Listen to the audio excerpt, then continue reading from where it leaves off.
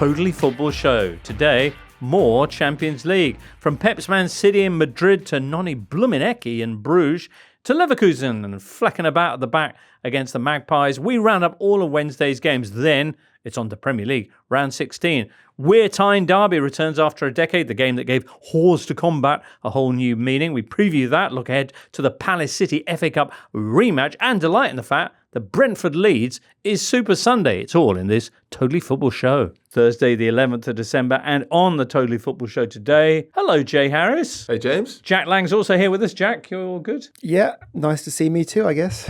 It is nice to see you. No, you were busy texting or adjusting yourself. It is nice to see you, though. You too, James. It's nice to see you, Mark Carey. Thank you, James. Same to you. 2 weeks to Christmas. If you're struggling for present ideas, anybody, how about this? Tickets to the Totally Football Show live on Monday, 23rd of March. Bet they don't have those already. There's not many in circulation left anyway. This is for the Leicester Square Theatre, and you can be present on the 23rd of March if you get down to leicestersquaretheatre.com for details or click on the link in the episode description. Jay, you've got another Christmas present idea, haven't you? A left field one.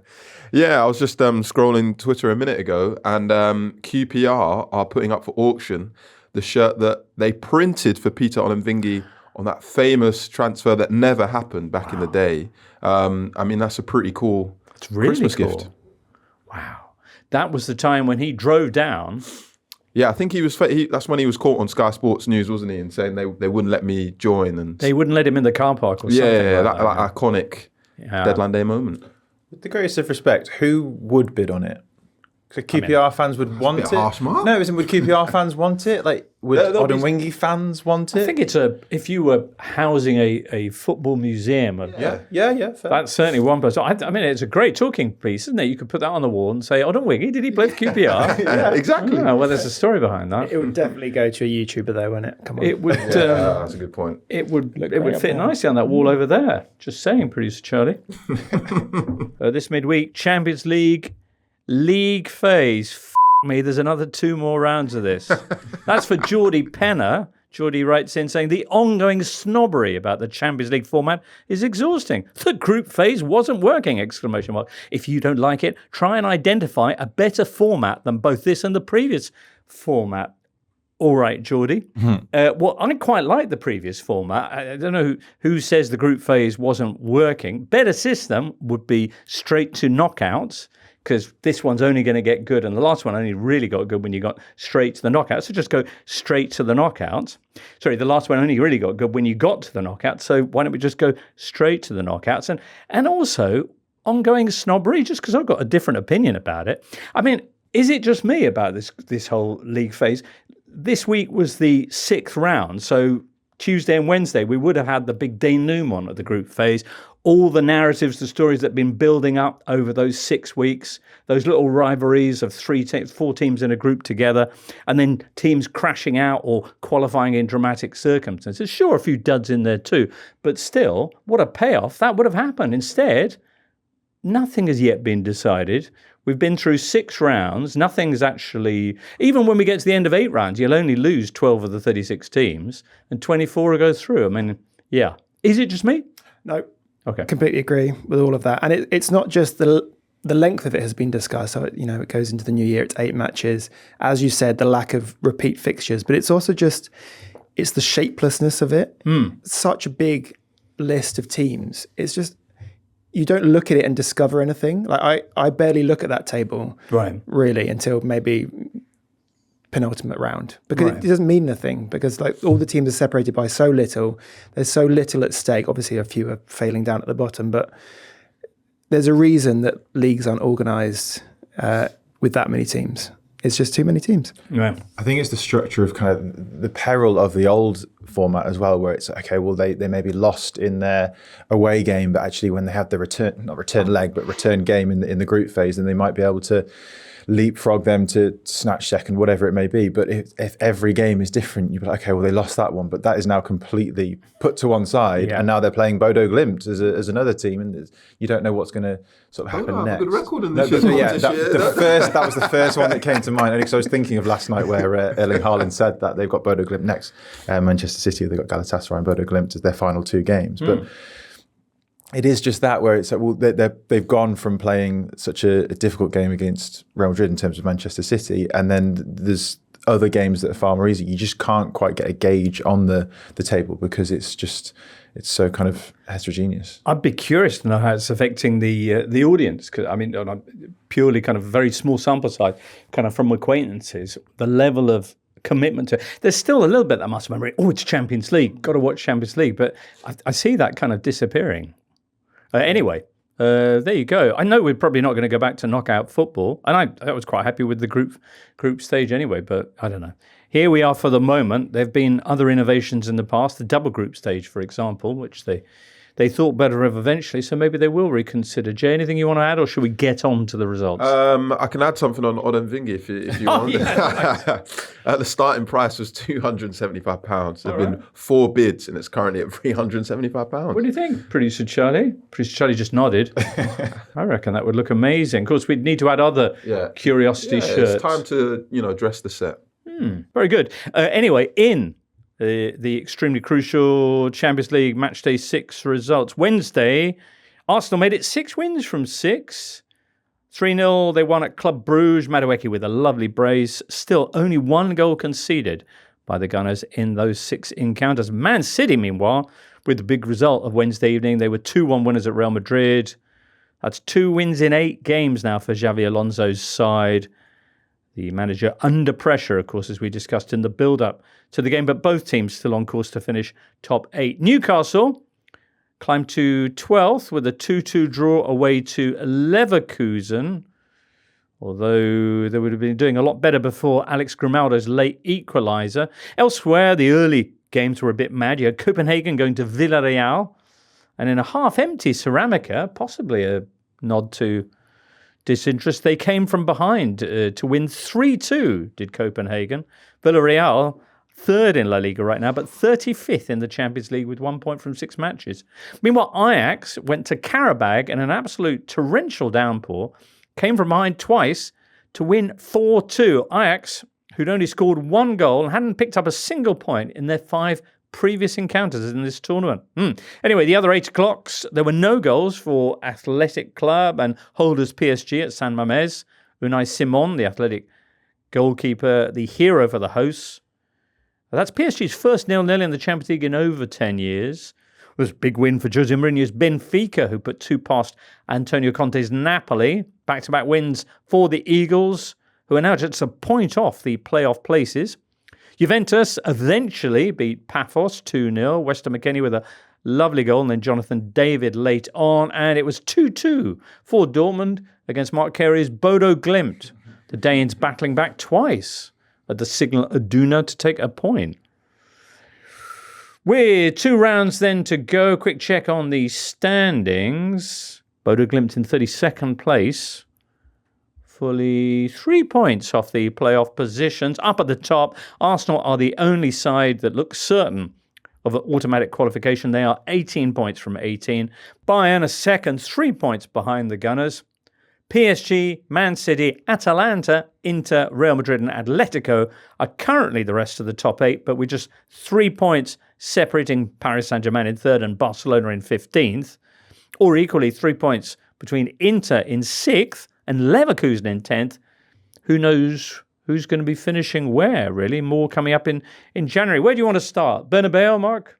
Bernabeu, yeah. All right. 2-1. Man City winning at Real Madrid. Jack, you were all over this game. These 2 teams have given us some bangers in recent years. How was this one? And is Xavi going to lose his job over it? Not sure about Alonso. I think there was enough there for Madrid to prolong his agony, perhaps, for a few more weeks. They were a lot better than they have been in recent league games. I thought they started really well. There was a lot of intent to their play. Obviously, without Kylian Mbappe, who was injured.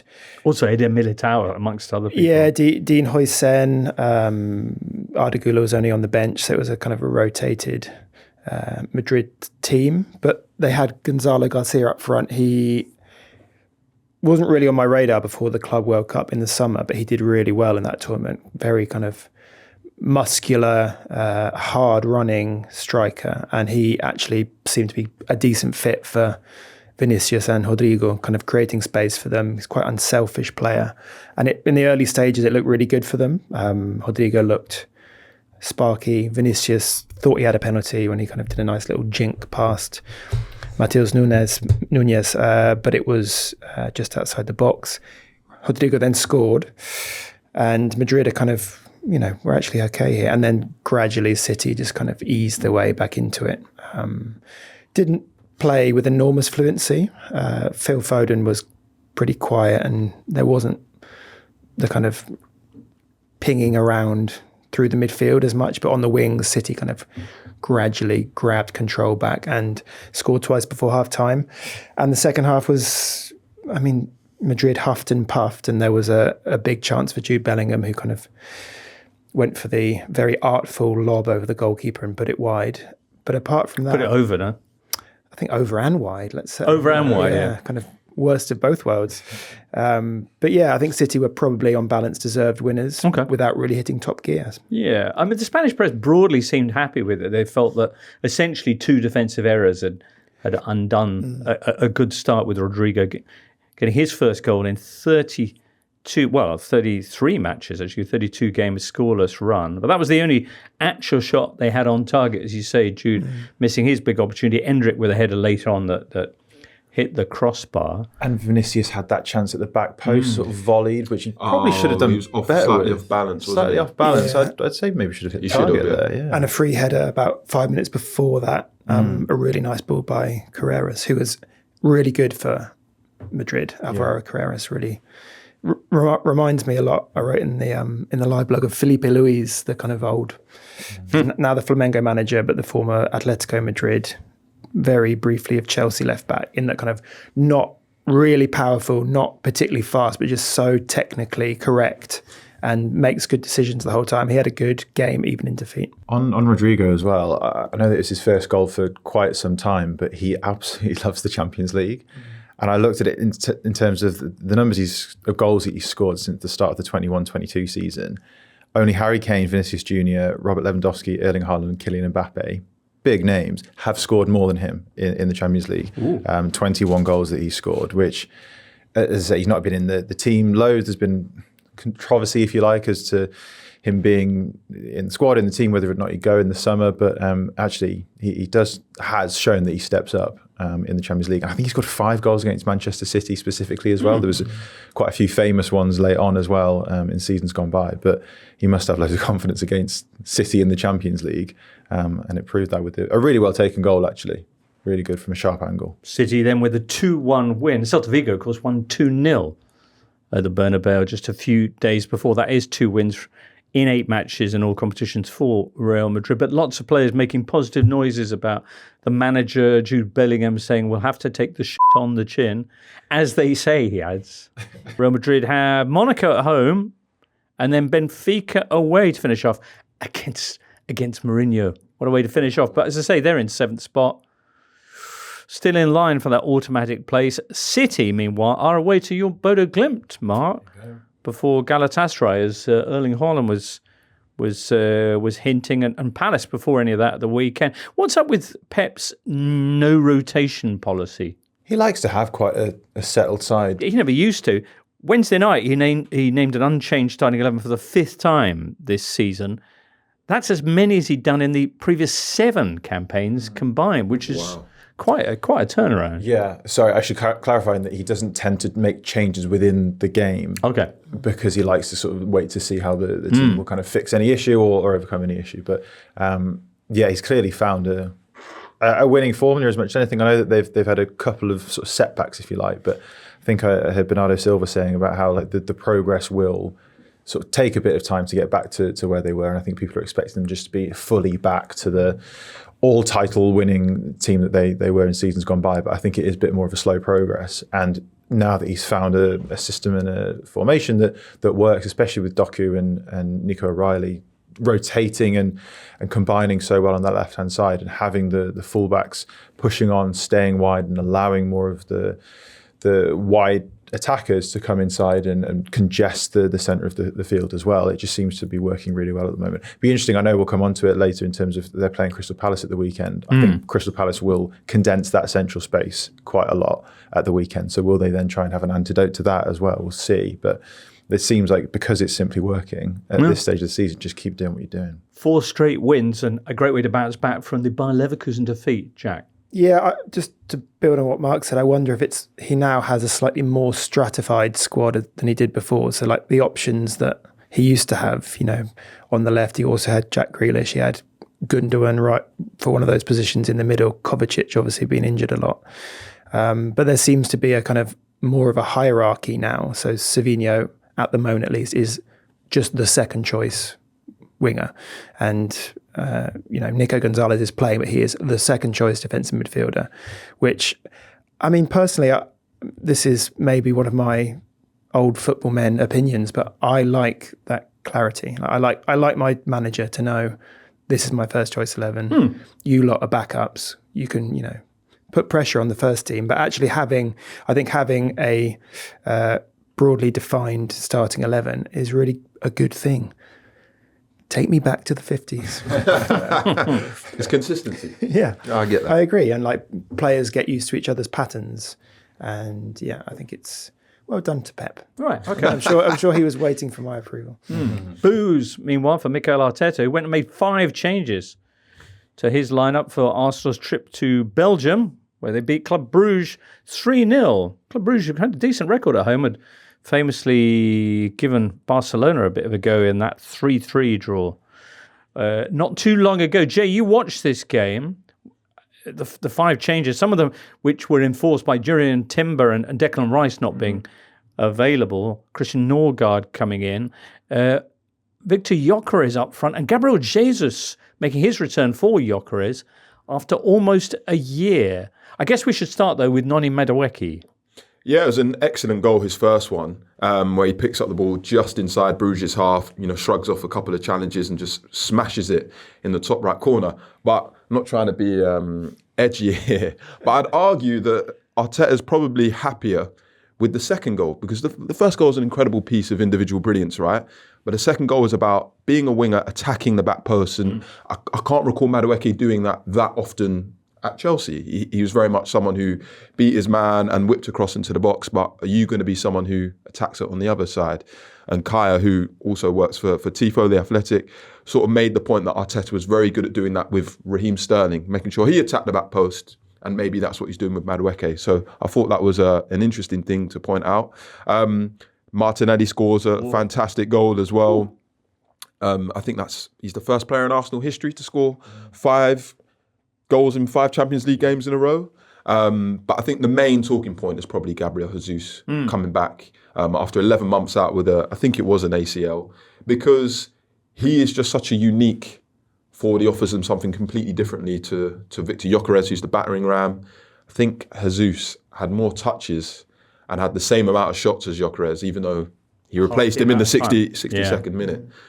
He hit the crossbar, and he's just such an intelligent player, the way he pulls opposition defenders out of position. I think Martinelli before the game was raving about him as well, and talking about the impact that he has and the spaces he creates for other players. So for Arsenal fans, I'm sure they're buzzing to see him back when so many other players are getting injured. I was just going to say about Noni Madueke, I've spoken to his individual striker coach a good few months ago now, and just how much he is looking to improve upon his goal scoring. I mean, the one in the top corner, as you say, individual brilliance, but that's not necessarily by chance, that's by design. He's been working on the actual striking of the ball itself, but as you say, getting into the positions as well, and he's clearly doing work outside of the Arsenal training ground to make sure that he's getting those numbers. And again, from speaking to his coach, it is in the modern day, you can have someone who looks a good flair player, maybe a good highlights reel, but now it is, which helps me in my job, it's all about the numbers. It is making sure that you have that output, and especially when he's looking to put pressure on Bukayo Saka, he needs to, every time he gets back into the team, score or assist. And the fact that he's done that, it shows that it's a testament to his work. Probably a big moment for Madueke as well, because I know it wasn't his first Arsenal goal, but he had sort of that decent start to the season, then he got injured. And he is up against a sensational player in Saka, who's come through Arsenal's academy. I didn't think Madueke played particularly well against Chelsea. I think there was probably an element of, I want to prove too much of a point against my former team here. So for him to get his second and third goals and do it in that manner and really hopefully kick on after this, I think will be big for him. Nice performance in general for Arsenal after one or two doubts creeping in recent weeks, and just stellar performance in this tournament with, as I mentioned, just one goal conceded. Also another teenager coming on for his senior debut. Marley Salmon, 16 years old. I think he joined Arsenal when he was 9. I did feel a bit bad for him that his first touch was to take a throw-in. I don't know why. I just felt like that was a very unglamorous thing to do. But I mean, Arsenal's Hale End Academy has produced so many good players over the years. I'm sure he's one to keep an eye on. But I actually didn't think Arsenal were perfect in this game. And the timing of Madueke's second goal was really, really crucial. Because as you mentioned, Rice was missing, Timber was missing, Norgard played at centre-back. And I think Norgard had played at centre-back before for Brentford in the Championship, but back when they were playing a 3-5-2. So it was very different to something going to a back 4. And just before half-time, Raya made quite a few saves from Stankovic, Vanaken. Stankovic, who is the son of Dejan Stankovic, I believe. Nice little bit of UCL heritage going on right there. But you could sort of sense that if they'd got a goal, the momentum of the game really would have shifted. And Madueke scoring just right after half-time sort of just calmed things down a little bit. Marley Salmon is only the third English player aged 16 or younger to feature in the Champions League. The other two have both been for Arsenal, of course. Jack Wilshere and more recently Max Dowman, who was what age when he started, Jay? 15. I think he's 16 on New Year's Eve. Crazy, no? Let's not even talk about how wild that is. Yeah. He won't be playing again for a month or two, though. He picked up an injury. Yeah. So we should probably point out that Jesus was added to Arsenal's Champions League squad and Dowman was taken out because I believe he has an ankle ligament injury, so we'll be out for a couple of months. 2-2 draw for the Magpies away at the Bay Arena. Storming game, Mark Carey. Should Newcastle be happy at the end of the day to take a point? Maybe if you sort of think historically about, where Newcastle have been, maybe I'm thinking too broad brushstroke, but to be sort of disappointed with a draw against a team or a club who was invincible, only a couple of seasons ago, you should be pleased with that. I think it was the context with which they did concede the second goal. It just looked like they were just dropping deeper and deeper. They're a little bit tired. There was a little bit too much space. It was a really well-worked goal, if you want to say that as well. Alex Grimaldo with a bit of a dummy step over allowed it to run through and then received it to finish with his right foot on the right side of the pitch. And he is very, very left-footed. I don't know why he was there, but it was a really well-worked goal. And I think that it was a frustration in that regard. Yeah, I think watching the interviews after, Eddie Howe was just as frustrated with the fact that they conceded from a set piece as well.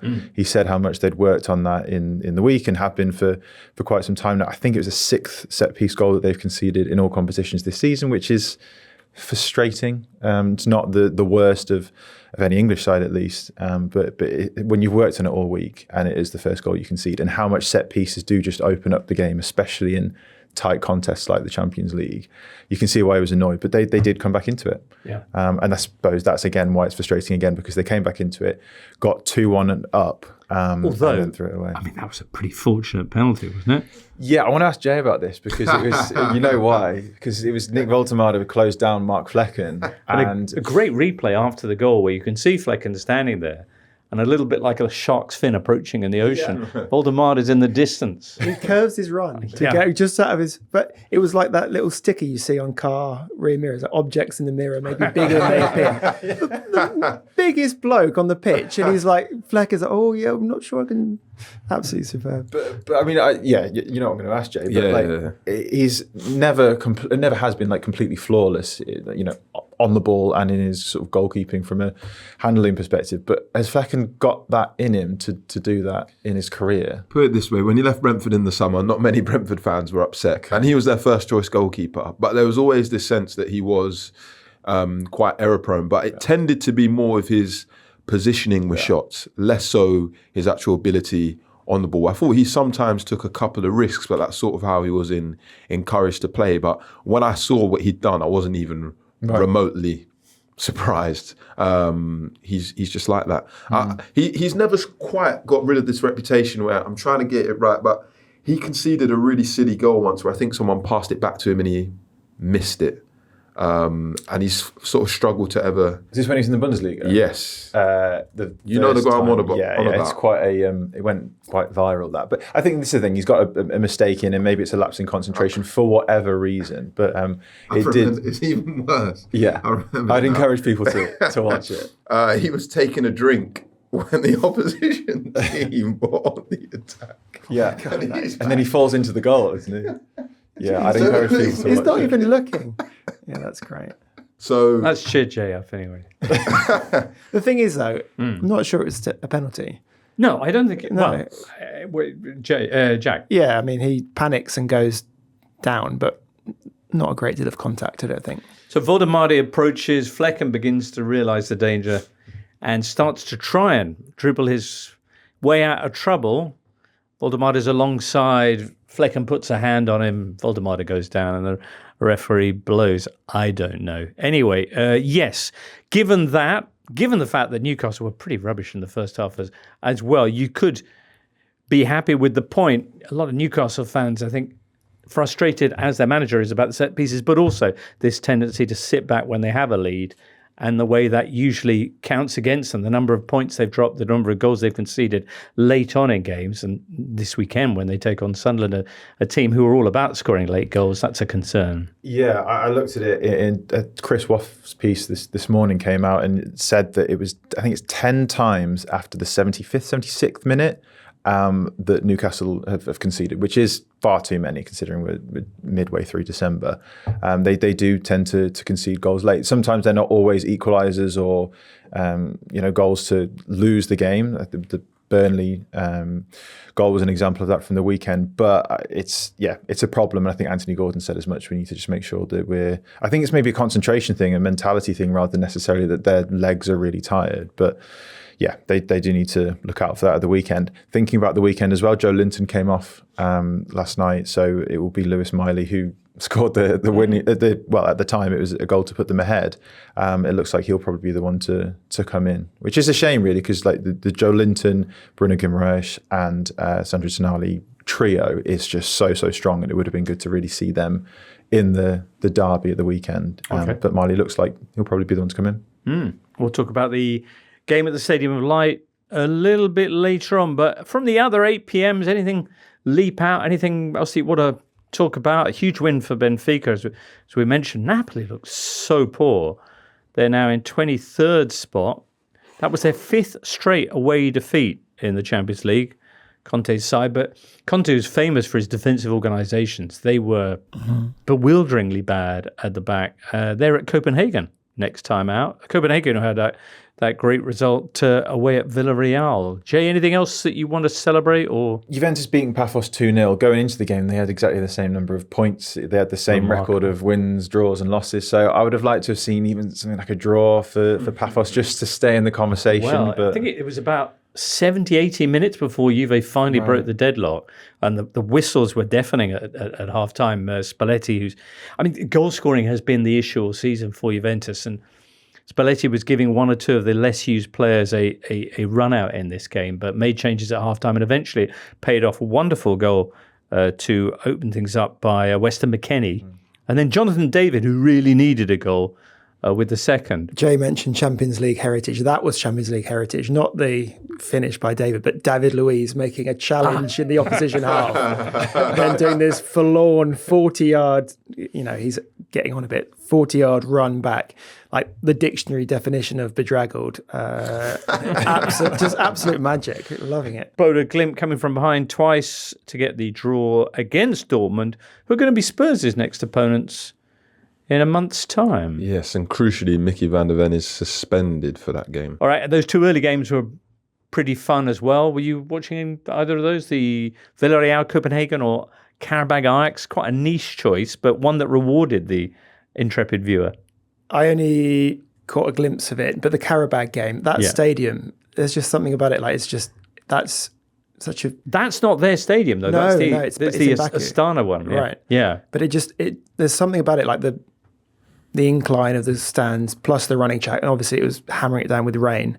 It looked so 1980s in a way that I love, and that obviously Ajax playing well for once. Premier League Matchday 16, Arsenal are now 2 points clear at the top of the table. But on the plus side, they host Wolves on Saturday evening. Wolves, who are now 13 points from safety. Second place, Man City, face a trip to Palace, who are 5 points behind them in fourth. That's one of 4 games being played Sunday lunchtime, or at least 2 o'clock. The others being third place Villa, who are themselves only 3 points behind Arsenal. They'll be at West Ham in the David Cameron Confusion Classico. Forest, who are just 2 clear of the bottom 3, host Spurs. And there's the Wear-Tyne derby. Sunderland in 9th spot, hosting Newcastle, who are 1 point and 3 places below them. Also this weekend, Chelsea take on Everton. That's 5th v 7th. Liverpool-Brighton is Saturday at 3 o'clock. And with a strangely comforting sounding Burnley-Fulham at tea time. The late Sunday afternoon game is Brentford-Leeds. Stretching that Super Sunday tag just a little for you? Yeah, especially in the context Just say yes. Especially in the context of last weekend. Last weekend was Crystal Palace Fulham. Good game by all accounts. Wonderful Harry Wilson goal. Yeah, that was worth it for that goal alone. But 2 in a row where it's not. Jay, Brentford-Leeds. As much as I have a soft spot for Brentford, it's not a Super Sunday fixture. The Super Sunday fixture should be Sunderland Newcastle, no? So they should have flipped those times around. Is there something with the timing where that sort of derby needs to be earlier in the day? Oh, yeah, very possibly. Look, we are setting our expectations low for Brentford's Leeds, but that means that we'll probably be rewarded with a good game. Almost certainly. Man United, Bournemouth, meanwhile, is the Monday night matchup. It is the tightest race for Europe ever, I read this morning. Only 4 points separating Palace in 4th and Newcastle in 12th place. We saw that a little bit with Man United last week, who I think were down around about 12th and then suddenly leapt up with one win to 6th. It's also the last Premier League weekend before players head off to AFCON. We don't know exactly which players yet because the deadline for submitting squads for the Cup of Nations is actually today, as we record Thursday. Well, Jay, you're also heading off to Morocco. Yes. Who else is? Which teams are going to be most affected? I've got a list here. So I could just tell you. No, I do know. Yeah. Man United will probably be the most affected because it's 3 of their most important players. It's their right flank, isn't it? Really? Mbumo, Ahmad, and Mazraoui. I don't think Arsenal, Chelsea, Leeds, and Newcastle have any. They don't. Everton will lose Njai and Idrissa Gana Gueye. Spurs will lose Pape Matar. Yep. Sunderland lose 4 players, I think. Yeah, potentially, yeah. Could rise to 6 as the last few squads get announced, but they have currently 4 players called up. Well, I should actually say, because some squads have been announced, and what's actually more interesting is who's not been included. Ooh. So for Ivory Coast, Simon Adingra, who assisted both of the goals when they won the final last year, is not in the squad. He's not played a lot for Sunderland this year, but that's quite a big statement. Nicola Pepe's not in it. And Wilfried Zaha has been called up for the first time in 2 years. So that's raised quite a lot of eyebrows. It would be interesting to see if Ola Aina is included for Nigeria because he's been injured and recovering from hamstring surgery. But Nigeria in a difficult situation because their captain, Troost-Ekong, retired from international duty last week. Got a really talented 20-year-old defender called Benjamin Frederick, who is a Brentford player but is currently on loan in Belgium. He's out of the tournament with a knee injury. So if they lose Aina as well, 3 of their most important defenders are gone. And then who knows what on earth is going on with Cameroon, because to put it politely, Eto'o is up to some shenanigans. He's tried to sack the manager Mark Brees. I believe the manager Mark Brees is trying to not get sacked. But as it stands at the moment, Andre Onana's not in their team. Zambo Anguissa's not in the team. Abubakar, who's the captain's not in the team. And Eric Maxim Choupo-Moting's not in the squad, which is 4 of the most senior players for Cameroon and not in the squad is quite remarkable. Cameroon confusion. Cameroon, yeah. You're looking forward to it anyway, Jay? Yeah, really looking forward to it. I'm flying out on Boxing Day and I'll be there for the rest of the tournament. I'm going to follow Nigeria quite a lot. You don't go out to Boxing Day, but the players head off after this weekend. Yeah, so I should say that Simon Hughes for the Athletic will be out there for the beginning of the tournament. Okay. He'll be out there for the first week. I'm obviously the glory hunter, and I go out for the knockout stages. Right. No, I'll be there for the Nigeria's second group stage game, which is against, I think it's let me get this right, Tunisia. Okay, when does the tournament start? Sunday the 21st, Morocco versus Comoros. Gotcha. Well, the Premier League anyway, this final round, before those players head over there, sees up at the top of the table the three teams within a win of each other. Arsenal have the easiest looking game at home to Wolves, 8 o'clock Saturday. The other two games, tricky. Villa at West Ham and Man City, particularly at Crystal Palace, that FA Cup rematch. Pep Guardiola's never lost at Selhurst Park. Do you fancy the Eagles' chances of changing that? I would never bet against them. They always seem to raise their game for the big games. I mean, that Guardiola stat notwithstanding, they've impressed me this year. I think Yeremy Pino has probably been more effective as a replacement than I thought he would be. Saw a bit of him at Villarreal, and he was kind of a bit inconsistent. Scored a few goals from the wing, but I think he's done really well in the kind of more central role at Palace. I think he's been really good. I think the loss of Daniel Munoz is massive for them. He is, I think, probably top 2-3 wing backs in the league. Really, really good player. And I mean, I suppose it'll be Nathaniel Klein replacing him, and I think that's a huge drop off for them. Klein versus Doku is Klein v Doku, yeah, that has tendinitis written all over it. Yeah, so I'm not sure. City have been good. Shirky, I think we didn't talk about it earlier when talking about the Madrid match, but Shirky has really come to the fore recently, averaging an assist every 80 minutes in the Premier League, which is great. And actually, I thought I consumed him, as many of us probably did, through clips of him doing triple step overs and nutmeg compilations. But he's actually a much more measured player than I thought he was. Very kind of positionally smart, knows when to just turn around and play the ball back down the line, the kind of Jack Grealish safety pass, and he's quite good at that. But yeah, I mean, this could go either way, I suppose. I'm saying 4th v 2nd. Palace did win in the FA Cup final at the end of last season, but they haven't won in the league at home to City since April 2015, when Alan Pardew was one manager and Manuel Pellegrini was the other. Crystal Palace, by the way, are in action this evening in the Conference League. They're at Shelbourne in Republic of Ireland. Oh, Aston Villa are in Switzerland this evening, taking on Basel. That's in the Europa League. Villa, who are the Premier League's form team, 9 wins in their last 10 Premier League matches, ahead of their trip to the Hammers on Sunday. That's Villa's best run in the top flight in 106 years. Has it put them in the title picture? Has it? I don't think so. Why not? Why not, Mark? I don't know. I wrote a piece, it's come out this morning actually on this, and forgive the plug, but it is relevant, is that it was the first 6 games they hadn't won a game, and people were saying... Winless after 5. Oh, was it 5? Okay. Yeah, they are the first team, as you no doubt say in your article, in the history of English football, of all 4 top tiers of English league football, to be winless after 5 games and then win 9 of the next 10. And they've been very impressive. They're on a really, really good run. And that game against Arsenal was really gripping because it was just 2 really, really strong teams just kind of going blow for blow. And obviously the late winner for Villa was arguably deserved by the end. It was a really tightly, closely fought contest. And as I say, they deserved to just edge it. But it's more just the conversation that after 5 games being winless and everyone's saying, is Unai Emery's plan, or has the plan gone wrong, or are the players really listening to him anymore? And then the narrative changes from a really good run to, are they title contenders? I think the truth is probably somewhere in between. I think they're really, really strong as a team. They have a really realistic chance of getting Champions League football next season. Do not get me wrong, that they should beat West Ham. It's a tricky-ish away game where it could be a bit of a banana skin, but I do think they will win this game and continue that run of form. Okay. Just the idea of title contention just feels a little bit, just one step too far for me. Clip that one up, producer Charlie. West Ham, who've only lost one of their last 6 matches under Nuno Espirito Santo.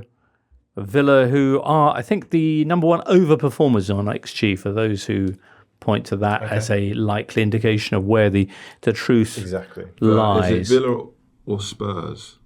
They're right. They're right. As you say, like, in the top 2 of overperforming on XG, certainly at both ends of the pitch as well. I think so. It's like you think about in both boxes. The truth, as I mentioned, is probably somewhere in between. The truth is the truth is the truth, isn't it? I suppose. Yeah. But I think the reality is they're probably not in title contention. Jack, what truth can you tell us about 19-year-old Gremio winger Alisson? Who listener, viewer, Villa have agreed a €12 million deal to sign in January. That's quite is it a bargain, 12 million? He's quite raw. Haven't seen loads of him. Like style-wise, he's slightly lanky, very, very left-footed, incredibly left-footed. Likes to kind of jag inside. And not a kind of pint-sized dribbler, more of a long, bendy-legged dribbler. Okay. Which is quite cool. Yeah. But Remind you of anyone? Maybe a bit of Esteval. Oh, really? A tiny bit in like similar physique, not as polished, I don't think. Okay. He's a bit more kind of needs a little bit of work, I would say, probably reflected in the price. But as I say, haven't seen loads and loads, so prepared to be surprised. Okay. He should be arriving. Oh, he is arriving in January. Let's see if they park him somewhere else in the meantime. Anyway, Villa 3 points behind Arsenal, who are a fairly safe bet to stay on top of the table, given they're taking on Wolves, who've had 8 straight defeats. That's equaling Wolves' worst ever run. They've only scored 1 goal away from home all season, have Wolves. It did come in North London at Spurs, but their chances of adding to that at the Emirates, but helped by the fact that Arsenal do have absences at the back. But Arsenal have won their last 8 meetings with Wolves, so we'll see what happens. And report back on that on Sunday evening. Ricardo Calafiori also suspended, which... It's probably a kind game for Arsenal, considering their defensive options at the moment. The last time we had a Wear-Tyne derby, the Black Cats winning 3-0 in what was Sam Allardyce's first game at home in charge of Sunderland. The fixture returns to the Premier League this weekend. The Athletic's Chris Weatherspoon will be there, and he joins us now. Hello, Chris. Hi, James. I know they've met recently in the FA Cup, but this game in the league, what's the mood like in town ahead of this match they've been waiting so long for? Oh, yeah. Well, very different to that FA Cup game, which seems crazy to think was less than 2 years ago. It was January 2024. And yeah, the clubs are very... they felt like they were in very different places. I think the mood actually is it's different to what people anticipated even at the start of the season. The moment Sunderland were promoted in May, I think quite a lot of Newcastle fans thought, oh, that's 6 points. And I don't think that's the feeling now. There's actually been quite a few people have said, Newcastle fans have said, I think Sunderland will win.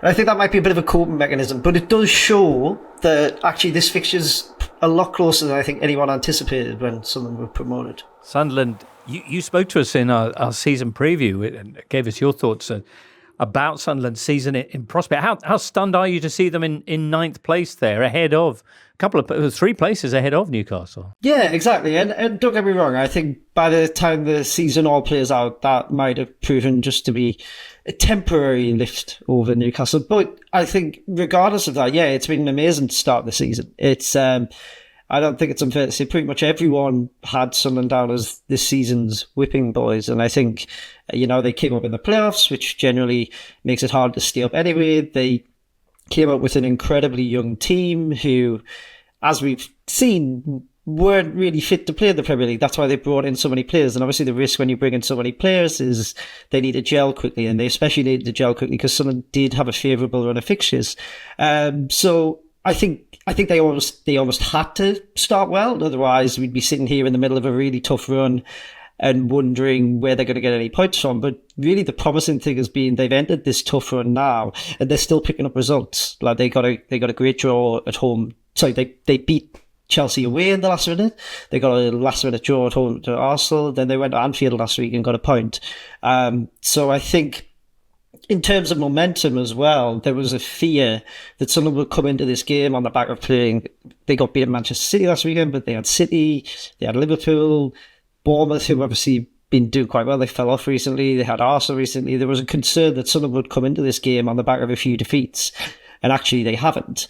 And so, yeah, the anticipation is high, James. I think that's probably the best way to put it. And with that, Chris, how much has the success kind of been down to having a really settled side? Because I looked into just how much Sunderland have changed their starting lineup this season. I think only 3 teams have changed their starting lineup on fewer occasions, if you like. Is it down to having a bit of an understanding with what is a new team and having a bit of consistency across that? I think so, yeah. I think that's been massive. I mean, there have been exclusions to that. I mean, the most expensive new signing was Habib Diarra, and he's been missing for 2 months. He may be back on Sunday, we're not sure yet. But yeah, I think mostly they have kept a really settled team. Actually, last week's trip to Manchester City, quite a lot of Sunderland fans wanted both Granit Xhaka and Noah Siddiqui resting because they're currently sat on 4 yellow cards, and there was a very real concern they might rule themselves out of this weekend. They came through unscathed, and they were actually substituted once the game was gone, which hasn't happened before. But I think that was testament to, first of all, the manager doesn't really like to. He doesn't really like to play an occasion. He just wants to take each game as it comes, and the message was always going to be that they were going to do that. Those 2 players were going to start, and yeah, they've been really solid. I think that has possibly been the most surprising thing, and that does owe to consistency of selection. It is easier to build a team that can defend in the Premier League than one that can attack and score lots of goals in the Premier League, and Sunderland have really borne that out. Their success has been built on defending well, not conceding that many, and truthfully, going forward, they do still struggle to create chances, but because they've defended so well, they've had that unit who, like you say, have gelled very quickly. That's where they picked a lot of their points up from. The other thing that Sunderland's season has been built on is their terrific home form in front of that amazing stadium of light crowd.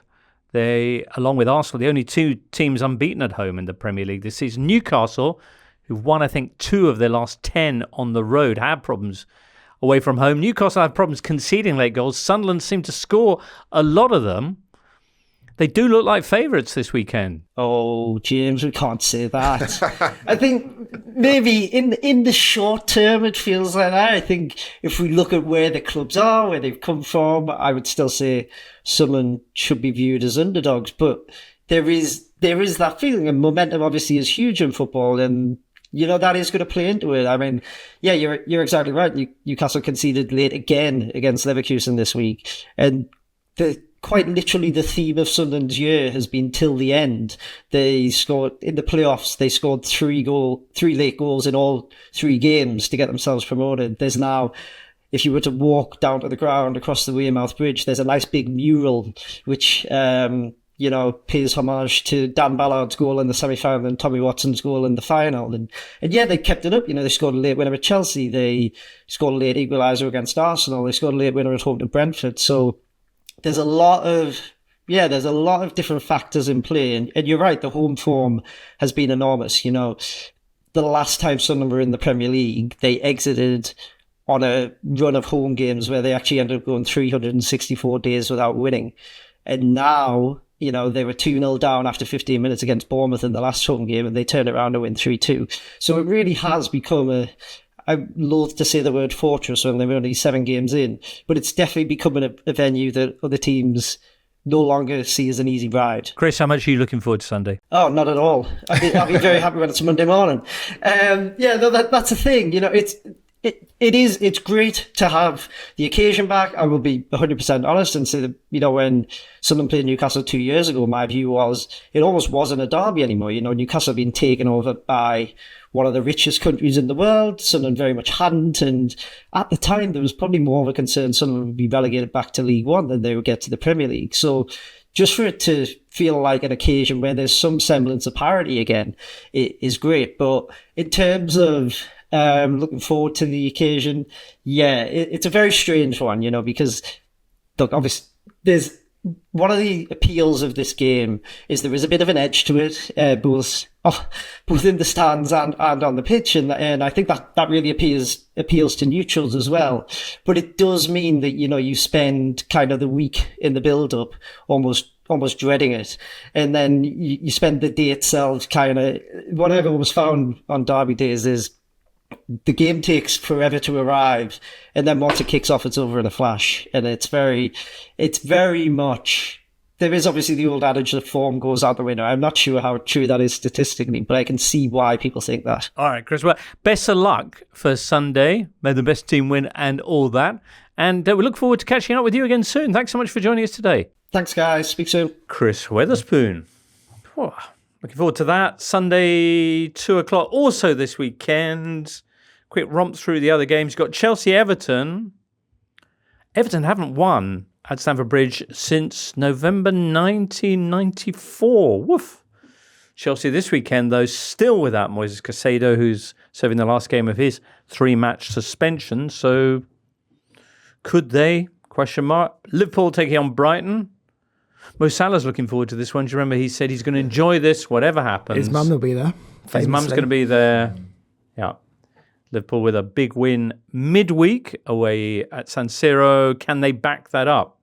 They've only had 2 victories in 10 Premier League matches, so they're needing one. Brighton with a good record at home, although they did lose to Villa 4-3 last time out. I'll just keep ploughing on. Do stop me if there's anything you want to say. Nottingham Forest, who are down in 17th. Forest. They're at Utrecht on Thursday evening at the Europa League. And then Sunday at 2:00, they get a visit from Spurs. Jay, you were at the 3-0 win over Slavia Prague for Tottenham on Tuesday. Does that speak to an improvement in Thomas Frank finding his Tottenham? Definitely. I think the last couple of games, and he did sort of touch upon this after the Slavia Prague game, can see the team becoming more in sync with each other, gelling together more. I think the biggest thing, I can actually take these headphones off, can't I? Wow, they're still on. The biggest thing over the last week is Xavi Simons scoring his first goals for Spurs. And it looks like, I think Thomas Frank understands 7 or 8 of his strongest starting 11 now. And that includes Simons in the middle, Kudus on the right. Before, Simons had played out on the left a little bit. They just looked so much better connected. I think at times in the beginning of the season, they were over-reliant on Kudus to produce out wide. And just with Simons playing much better, more confident, everything just looks a little bit smoother. But interestingly, Thomas Frank doesn't have a good record against Sean Dyche. Played him 6 times when he was in charge of Brentford across Dyche's spells with Everton and Burnley, and he lost 4 times, only won once. And a nice little quirky fact to this is that Thomas Frank is quite good friends with Sean Dyche, David Moyes, Roy Hodgson. I think out of all the British managers, they're the ones he spends the most time with outside of matches. What do they do? They've gone to a couple of leadership seminars together. Oh, yeah. I think I remember talking to Mark about this at the time. So this WhatsApp group is essentially Thomas Frank, Sean Dyche, Roy Hodgson. Yes. Who was the other one, sorry? David Moyes. Oh, David Moyes. Yeah, right. I bet a night out with them would be quite fun. Yeah. I mean, Sean Dyche, it would be. Yeah, definitely. But I'm just intrigued to see if that still translates to Forest and Spurs, and if Thomas Frank still has a little bit of difficulty breaking Nottingham Forest down. It's also the Morgan Gibbs-White drama. There's an element of that to this as well. Could have joined Spurs in the summer. Ah, right, yeah. And then, thanked Mr. Marinakis and signed a new deal. Yeah. But to be honest, I can't look at this game in any other way as it's the what-if game. Because if Ange Postecoglou is still in charge of Forest, this would have been box office stuff. He would have said something crazy in the pre-match press conference. Win, lose or draw, he would have said something funny after the game. And it's just a little bit of a shame that we didn't get that moment. That's so true, Jay. So true. What else do we have this weekend? We've got Burnley-Fulham, Saturday tea time. Burnley are in freefall right now. They've had 6 defeats in a row.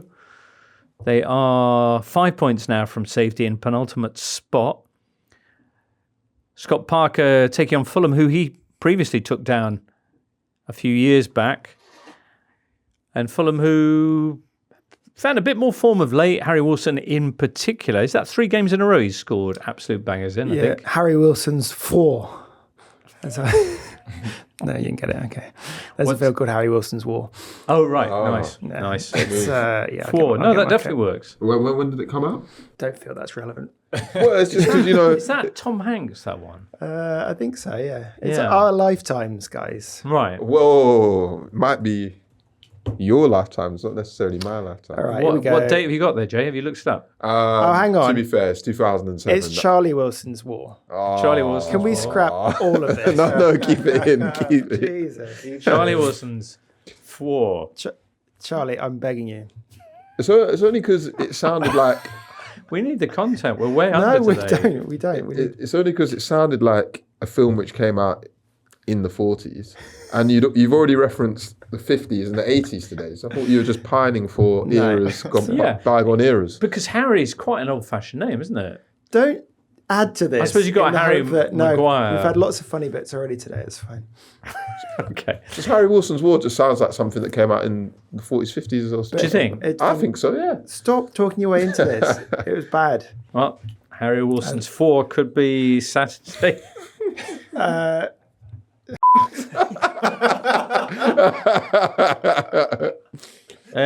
Burnley Fulham Saturday at 5:30, but the one they're all waiting for, they in this case being Brentford and Leeds fans, is the Sunday 4:30 matchup, which will be here straight after with the Totally Football Show, our weekend review. At the G-Tech Stadium, Brentford taking on Leeds. Leeds, who are 16th. They're only 2 points off the drop. Brentford, 2 places, but 4 points above them. And that's the game. Go on then, Jay, sell it to us. I mean, Brentford's home record is phenomenal. So if there's a Brentford game you tune into, it's probably better that you tune into them when they're playing at home. So they're more likely to entertain. Eagle Thiago at home as well. Thiago has been good fun this season. I think it will be Dango Ouattara's last game before he jets off to AFCON. Okay. And there is a bit of a rivalry between Brentford and Leeds, sort of dating back to when they were in the Championship together, and Thomas Frank made some comments about Leeds and when Marcelo Bielsa was in charge. And then at the end of that season, Leeds got promoted, Brentford didn't. There was a video of a few Leeds players singing "Mind the Gap," Thomas Frank. So there's I'm not saying there's huge amounts of animosity. There's a little bit of lingering. And then Leeds actually stayed up on the final day of the season of the 21-22 season when Jack Harrison scored a last-minute goal. And Rafinha did this. Jack Harrison's War, they call it. Maybe you can explain it. Rafinha did this slightly bizarre thing where he got on his knees and basically crawled across one half of the pitch to the other half of the pitch. But I think he was crawling towards the Brentford fans, not the Leeds fans at the end of the game. So I wouldn't be surprised if there's a little bit of spice. I feel like also this feels like a game that's kind of representative of the way that the Premier League is this season in terms of it being kind of filled with physicality and height and directness. So if we were going to sell it as a Super Sunday game, then it's kind of, this is the archetypal Premier League game this season, and it's already been described as on this Sunday. Indeed. Brentford, 16 of their 19 points this season have come at the G-Tech, 84%. Wow, there you go. Will they get more points this weekend? We'll be finding out and reporting back to you Sunday evening. If you want to see us record our Sunday night show, then just get on YouTube round about 7:15 or possibly 7:30, round that kind of time on Sunday, when I'll be joined by Daniel Story, Ruben Pinder and Colin Miller to round up all the action and look ahead to Man United Bournemouth a bit. That's it for today, though. So many, many thanks for your company. Jack, Jay and Mark, also producer Jake and producer Charlie in the booth, and you, listener or viewer. We'll be back with you soon. Have a great weekend and hope to catch up with you on Sunday night. For now, from all of us here, it's goodbye. The Totally Football Show podcast is available 3 times a week, bringing you all the football news you could reasonably be expected to care about. We've got views, we've got stats, we've got analysis, we've got some of the best football writers around, and the whole thing is absolutely free. So have a listen on Spotify or Apple Podcasts or all the usual places by clicking on the link below.